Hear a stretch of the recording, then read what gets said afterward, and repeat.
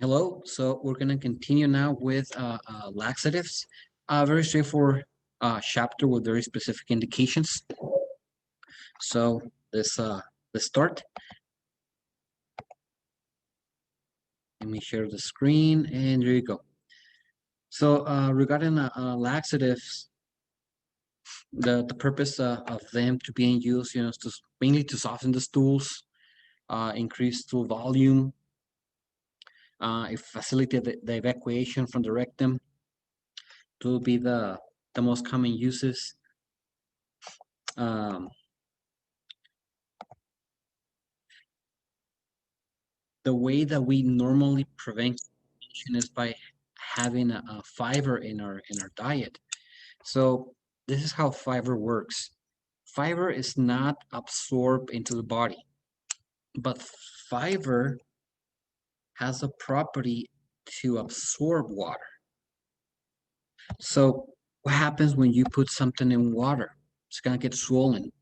So when we eat fiber and that fiber is able to move into the intestine, it's gonna start pulling water and it's gonna get getting swollen. So it's gonna grow in size and it's gonna stretch the walls of the intestine. And this stretching action is gonna send it's not gonna send it's gonna stimulate a reflex of peristalsis. So that's how we can prevent constipation. So again, the fiber in our diet is able to reach the intestine. It's gonna pull water. The water is gonna make the fiber bulk in size, increase in size, and that increase in size is gonna stimulate a reflex in the intestine for peristalsis, and now everything starts to move forward. So that's how we always advise, have add fiber to your diet. Patients that have a low fiber diet, then we have a problem, a constipation. Now, regarding constipation, it's not a specific disease, it's a symptom, and we can have a bunch of diseases where constipation is involved. So when we have a patient complaining about constipation, it's not just, okay, just take this. We need to do a very thorough evaluation of the patient to see if there's something else going on. Now, regarding constipation, patients can define it in a lot of different ways. The most common definition is harsh stools. Oh, I have harsh stools, I'm getting constipated. Followed by infrequent stools. A lot of patients, they think they need to have at least one daily bowel movement. For other patients, they can say, no, no, no, I have bowel movements every second for 3 days, 2 or 3 days. That's when I have bowel, and that's normal. But culturally, we've been taught that we need to have a bowel movement at least once daily. Other than that is considered constipation. And that's where we have a misconception, especially with pediatrics. We have a lot of moms going to see the pediatrician because the baby hasn't pooped that day. And then we ask when was the last time that the baby pooped. They'll tell us, oh, it was yesterday. But today nothing has happened, so my baby's constipated and I don't want that to happen to my baby. So we need to let them know that regarding bowel movements, especially in pediatrics, it doesn't have to be on a daily basis. It can be every other day. And for the adult, we train ourselves to have frequent bowel movements. So when that doesn't happen, then we're scared that we have a disease. Now, once we get to diagnosis, yes, you have a constipation, what do we need to do before we use a laxative? So before we use a laxative, we always need to have a stool sample. That constipation can be a consequence of a parasite, an infection in the colon. That constipation can be cancer. So we don't just give the laxatives away after we do a proper medical history, a proper physical exploration. It's always good for the doctor to obtain a stool sample and then start using the laxative. Other uses, indications for laxative is before an abdominal treatment or procedure. That way there's not a lot of distension and the doctor can work fast. When we want to eliminate parasites, um, when we are going to put a bag on the patient GI system, sometimes, and again, it could be cancer at the colon, and we need to remove a part of it. So it means the patient cannot evacuate like it used to. So now we kind of have to modify that system, and we're going to put a bag. It could be in an ileostomy bag or a colonostomy bag on the upper portion of the colon. So before we do that, we use a laxative to clean the intestine and then do the procedure. Also, the patient is going to be bedridden. Then we need to provide laxatives to prevent the constipation or remove poisons. I mentioned a few times during the lectures that sometimes constipation will produce fermentation or stimulate the increase of bacteria, and that can produce a toxic environment. So we'll need a laxative to move all that out of the intestine. When not to use a laxative? When the patient has abdominal pain and we don't have a diagnosis.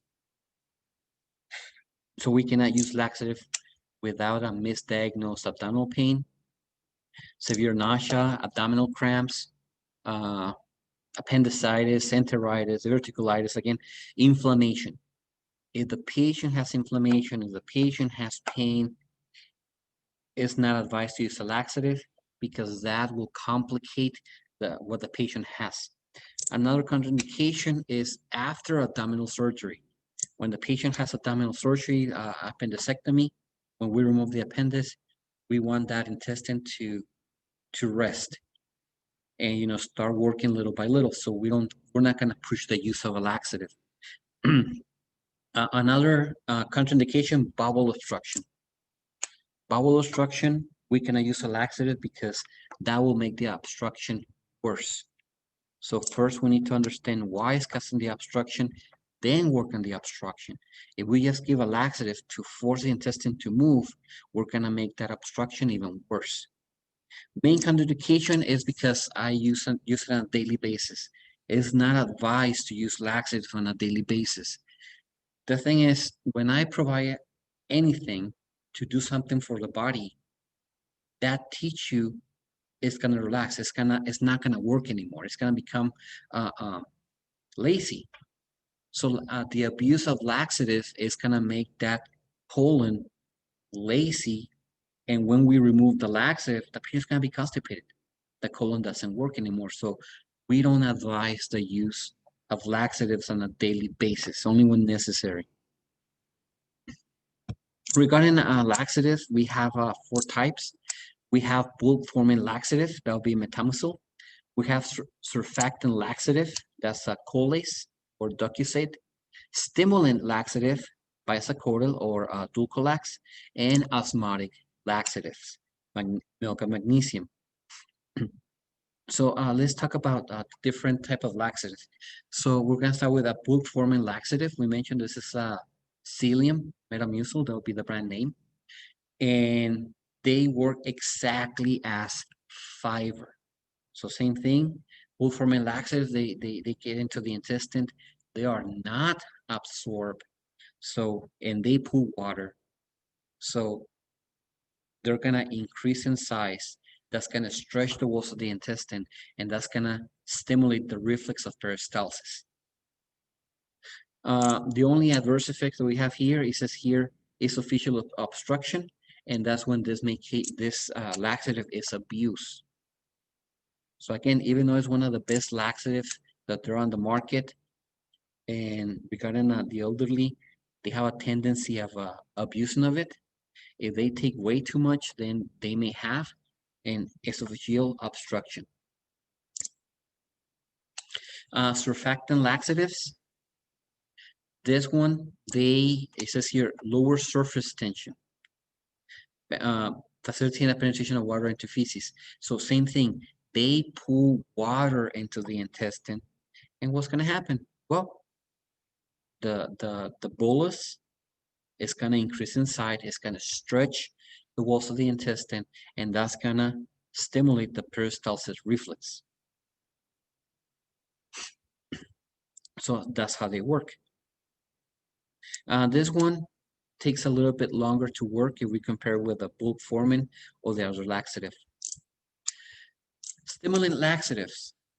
These ones, they have two effects. One, the one that we had mentioned so far, they pull water into the intestine, and it's going to increase the bolus in the intestine, stretching the walls of the intestine, produces peristalsis.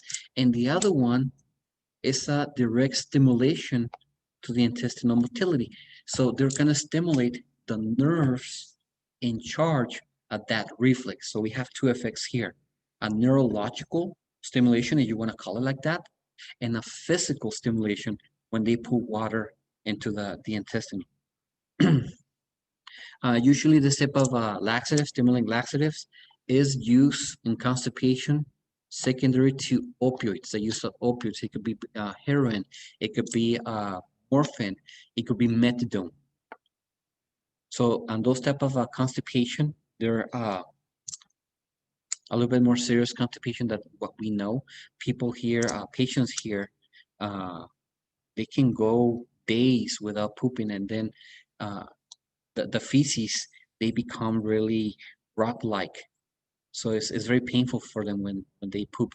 So stimulant laxatives, because they have that double effect on the intestine, is the best one for this type of constipations due to opioids. And then we have the osmotic laxatives. Osmotic, every time you see this word osmotic, think water. So milk of magnesia, even though it says milk name, is a salt, just like sodium. So this type of salt, milk of magnesium, it doesn't get absorbed that easily into the body, and because it's a salt, it's able to draw water into the intestine, and just like the other ones, we're going to have the same effect. Water goes in, whatever's inside the intestine, that bolus is going to increase inside, it's going to swell, that's going to stretch the walls of the intestine, and it's going to stimulate the peristalsis reflex.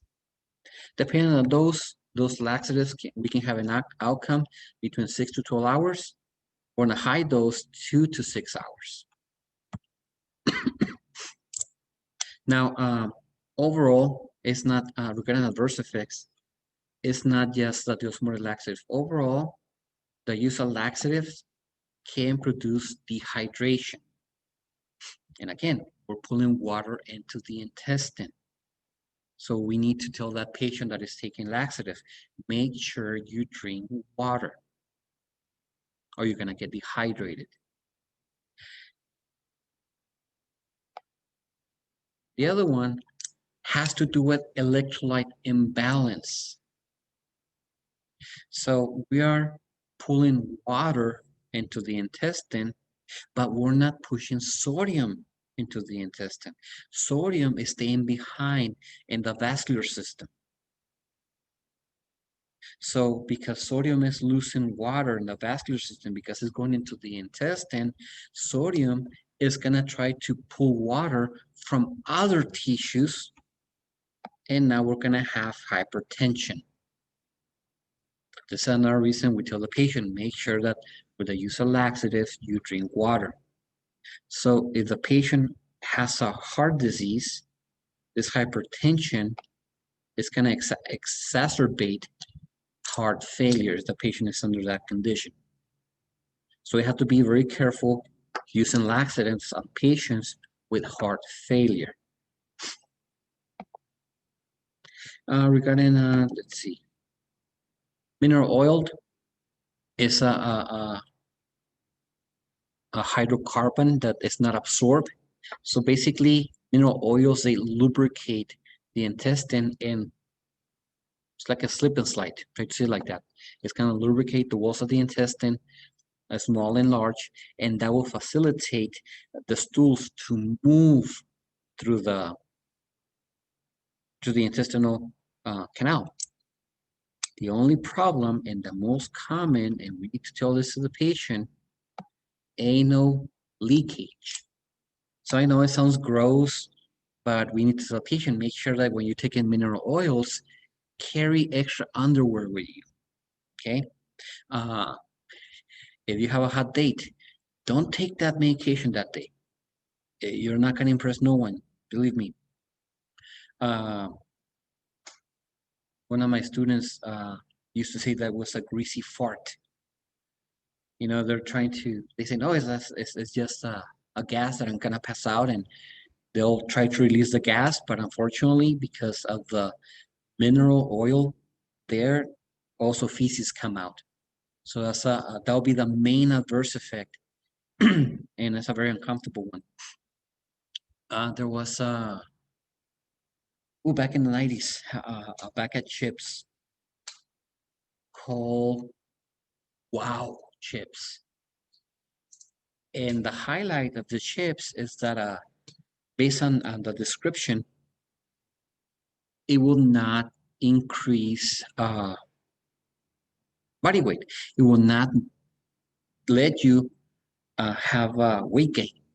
So that was the reason. Wow, you know, you're eating chips, but you're not gaining weight. And I remember I saw them on the store again, mid 90s, more or less. And I remember I turned around to see what they were made of, and they were cooking in mineral oil. So the reason those chips were not allowed to be absorbed. So you will be eating the chips without the guilty conscience of, oh, I'm gonna gain weight. And you know, all this is making sense. Okay, okay. And then I see on the bottom with tiny red letters, this product may produce explosive diarrhea. Believe me, those chips didn't last more than 6 months on the shelves. After that, they were removed. So with mineral oil, that will be the best thing you can tell the patient. Carry extra underwear with you. What else do we have? We have glycerin suppositories. Also, they have an osmotic effect, so that means they pull water and also lubricates the walls. In this case, because it's a suppository, will lubricate the walls of the rectum. This glycerin suppositories is advised when we have impacted feces. And like I told you, this is a patient that they're not pooping on a regular basis, and they'll tell you, I haven't pooped in 10 days. So I have a lot of discomfort, and we'll do a physical exploration, and we had to do a rectal exam where basically we'll put a glove, put lubricant on the index and middle fingers, and introduce into the rectum, and we can touch the feces, and they're like rocks. So we know that if we try to pull them out, it's going to be very painful, and we can tear the walls of the rectum, or you know, the anus, the sphincter. So the best thing to do there is to use a glycerin suppository, and it's going to take around 30 minutes to see an effect. The stool will still come out hard, but because of the osmotic effect that they have, that water effect that they have, they're not going to be as hard as before. It will be more trouble for the patient to release those feces. And again, because of the lubrication. So usually the type of suppositories is used on patients with that they abuse of laxative for the longest time. Also is used on pediatric patients, because we don't advise laxatives on babies. Now, regarding a laxative, one very common indication is bowel cleansing, and that's when a patient is scheduled for a colonoscopy. And here we use sodium phosphate. So sodium pulls water. So we know that. And phosphate is an electrolyte, or is a mineral that doesn't cross cells. So when we combine sodium with phosphate, and we put this inside the intestine, I know sodium is not going to be absorbed. Phosphate is not going to let it, but sodium is going to pull water into the intestine. So sodium phosphate is considered a hypertonic. That means that it's going to pull a lot of water into the intestine, and the dehydration is more severe with this product.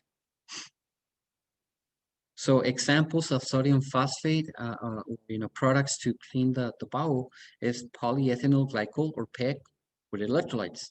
And again, is to prevent that electrolyte imbalance with sodium. So this same thing, they don't get absorbed. They pull a lot of water. The complaints that we have regarding a PEG is that it's bad tasting, has a slimy consistency. Oops, sorry. Usually the patient has to drink around 4 liters the day before the colonoscopy procedure, and they'll drink, the average is 250 mLs every 10 minutes for the next 2 to 3 hours until they finish the whole thing. And then after that, it will be a consistency going to the bathroom to uh, let the feces come out in a very, very watery condition. The most common adverse effects of polyethylene glycol or PEG is abdominal discomfort, because again, the intestine is moving too fast. All that, all that water going into the intestine and the stretching of the intestinal wall is going to produce a constant peristalsis movement that in the long run, after 2-3 hours of having that, it becomes very, very uncomfortable. So regarding laxatives, it's very common also to have combinations of them, and that's only to prevent the electrolyte imbalance that happens with them. Now, regarding laxative abuse, it happened with a misconception of how often and I'm supposed to have a bowel movement. So like I told you, this is culture-wise. We are taught that we need to have constant bowel movements, at least one per day, when it's considered normal to have a bowel movement every third day. That's still normal, but based on culture, they tell us otherwise. So we look for laxatives. Laxatives are OTC, and then from there the abuse comes in. Unfortunately, when the patient wants to stop taking the laxative, now we have a rebound constipation effect. And well, that's it for this chapter. I'll see you on the next one. Thank you for your attention.